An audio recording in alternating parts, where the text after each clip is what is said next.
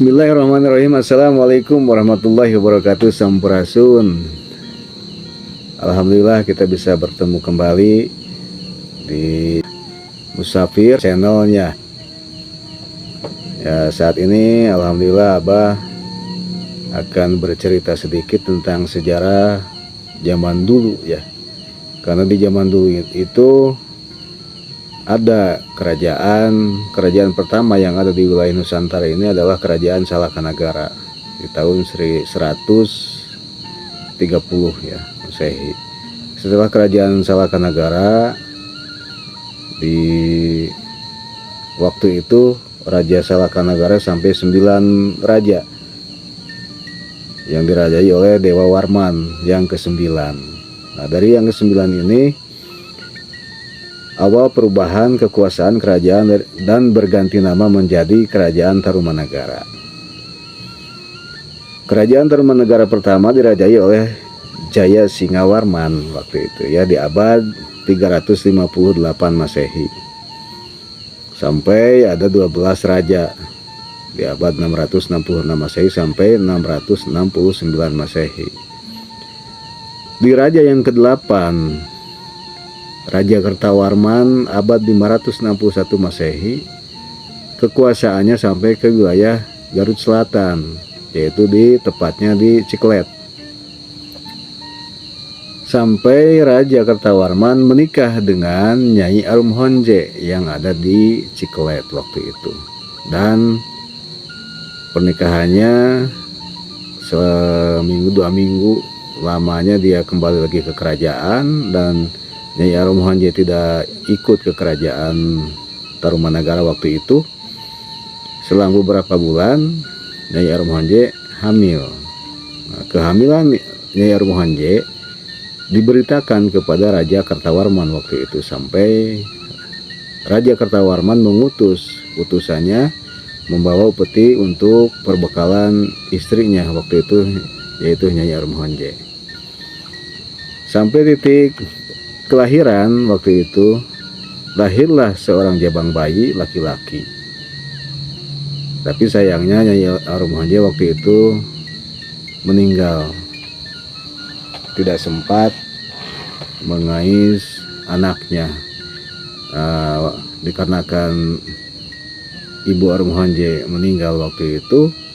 Anaknya Ibu Arum Honje dari pernikahan Raja Tarumanagara diasuhlah oleh kakek dan neneknya dan diberi nama Rakean Sancang atau Rakean Santang. Kenapa ada tulisan Rakean di depan? Karena menurut kakeknya waktu itu, Rakean ini adalah salah satu keturunan dari kerajaan. Nah, lahirlah Rakean Sancang di tahun 591 Masehi. Sehingga di Nusantara ini, apabila kita semua mengetahui bahwa penyebar Islam pertama yang ada di wilayah Nusantara ini adalah salah satunya Rakean Sancang waktu itu. Karena Rakean Sancang ini yang pernah berguru kepada Sayyidina Ali waktu itu. Mohon maaf ya, bukan Kian Santang yang berguru kepada Sayyidina Ali, melainkan Rakean Sancang. Karena Rakean Sancang ini dulu pernah ketemu dengan Rasulullah Shallallahu Alaihi Wasallam. Karena waktu perang Badar, yang 300 pasukan dari Rasulullah, yang 13 pasukannya itu dari Nusantara. Jadi keseluruhan pasukan Rasulullah Shallallahu Alaihi Wasallam waktu itu 313 pasukan, termasuk 13 orang dari Nusantara. Nah, salah satunya adalah Rakean Sancang waktu itu. Karena Rakean Sancang berguru kepada Sayyidina Ali waktu itu. Nah, waktu mau perang Badar, Sayyidina Ali menginjakkan kakinya di wilayah Jawa Barat, tepatnya salah satunya di Gunung Nagara. Karena di Gunung Nagara ini tempatnya Rakean Sancang membuka padepokan di zaman itu. Karena kesaktian dari Rakyat Sancang ini ya luar biasa. Dia berguru, sebelum berguru kepada Sayyidina Ali pun dia sudah olah kanuragan dengan kakeknya waktu itu, sehingga kesaktiannya tidak ada yang bisa menandingi di tata Nusantara waktu itu. Nah, Rakyat Sancang ini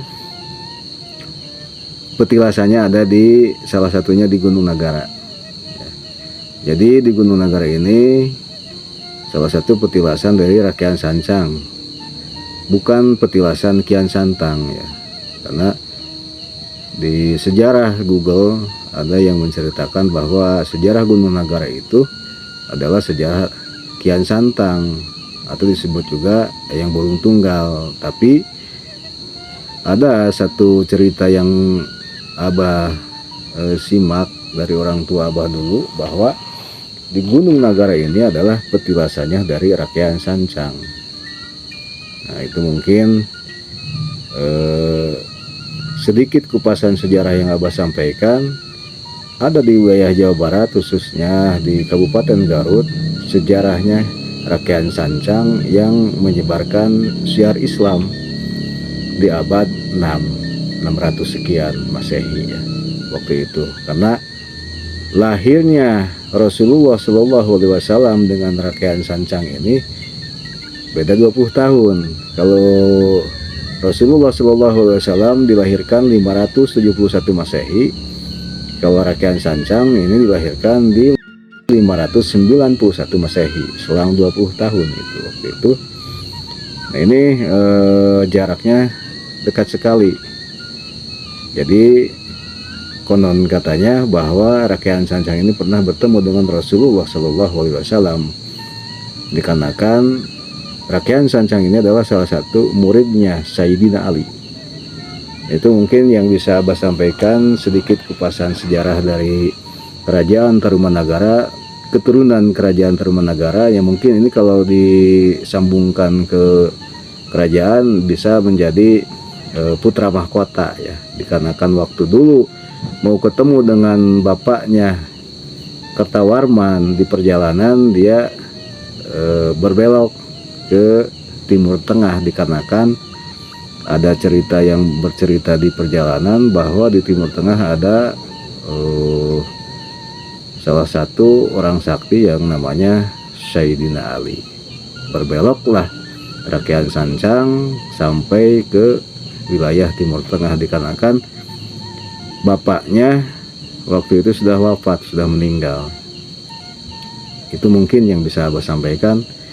Kurang dan lebihnya Abah mohon maaf yang sebesar-besarnya. Ini hanya sebatas cerita yang diceritakan oleh orang tua Abah dulu, sejarah-sejarah yang ada di wilayah Jawa Barat khususnya. Wabillahi taufiq wal hidayah. Wassalamualaikum warahmatullahi wabarakatuh. Sampurasun.